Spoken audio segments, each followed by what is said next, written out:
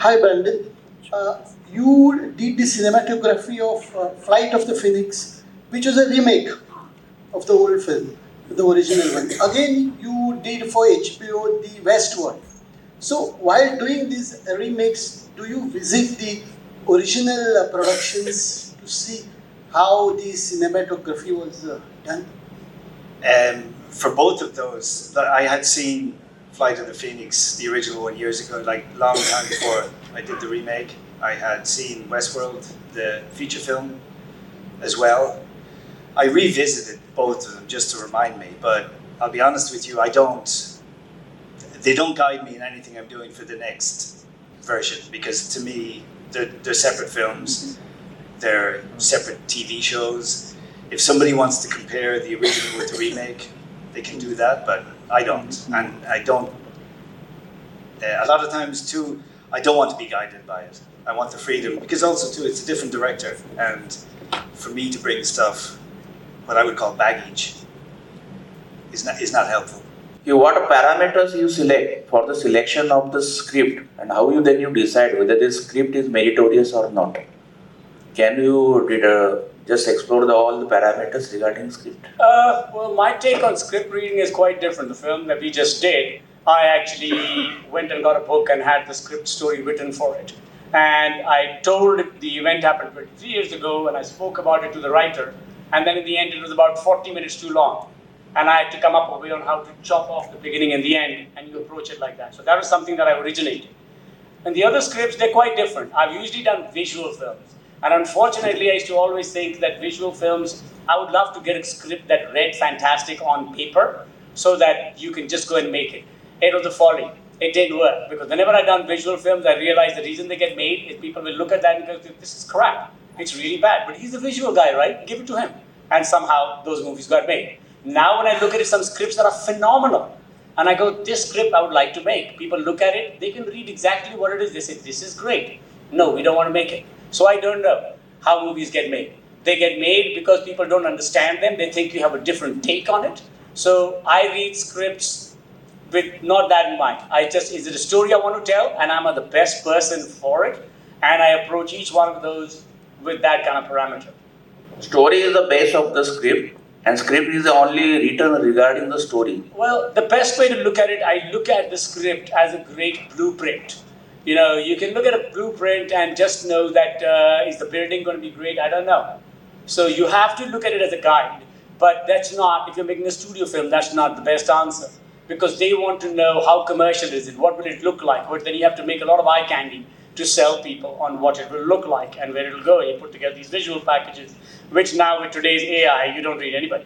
So for me, I just say that it depends on that. But the story in the end is very important to most filmmakers. I'd say the visual films that I do, probably not. I end up putting the cart ahead of the donkey and just say, this is the look I have in mind, and then we figure out something, sometimes.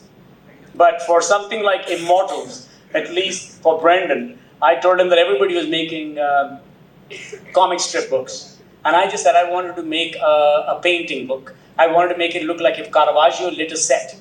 And I only took, and I usually don't take comic strips and I don't take pictures of other films to the DP or to anybody.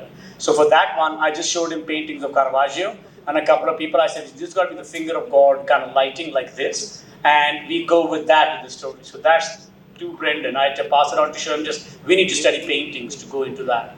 So the script was kind of half there. The writers were very flexible and wonderful, and as we went along, which is the last thing you want to do in a visual film, because you spend so much money while shooting, you don't really want to think on your feet.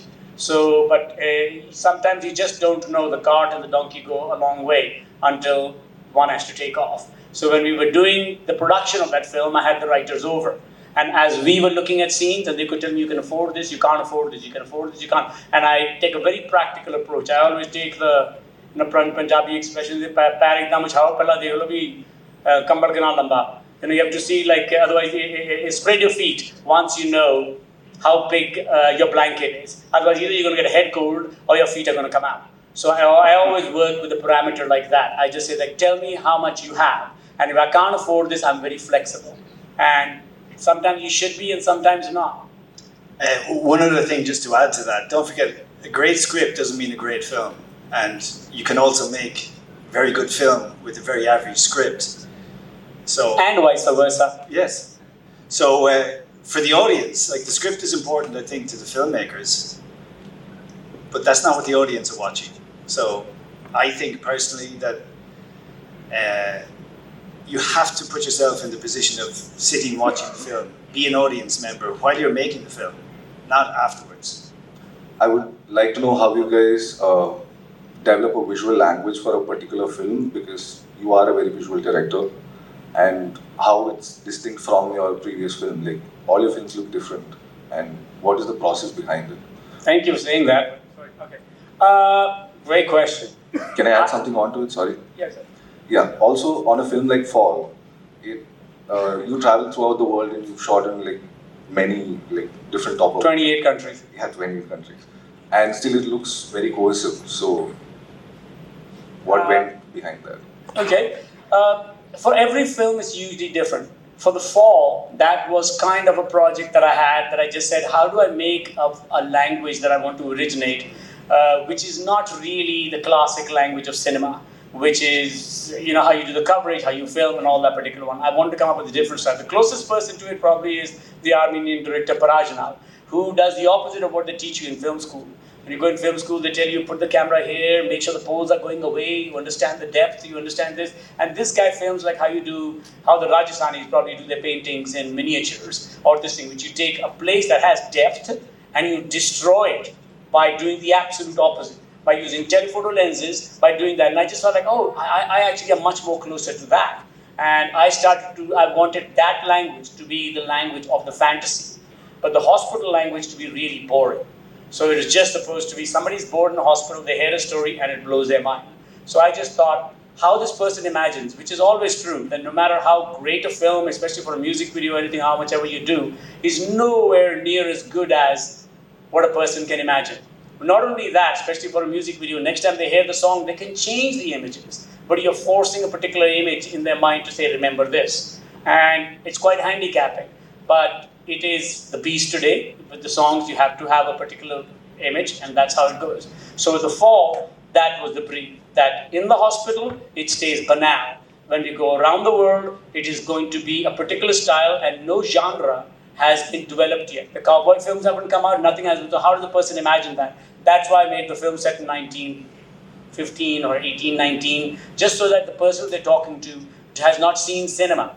How do they imagine it? Probably a lot different than if you've seen cowboy films and you've seen all the other films. So that was the brief I went with there.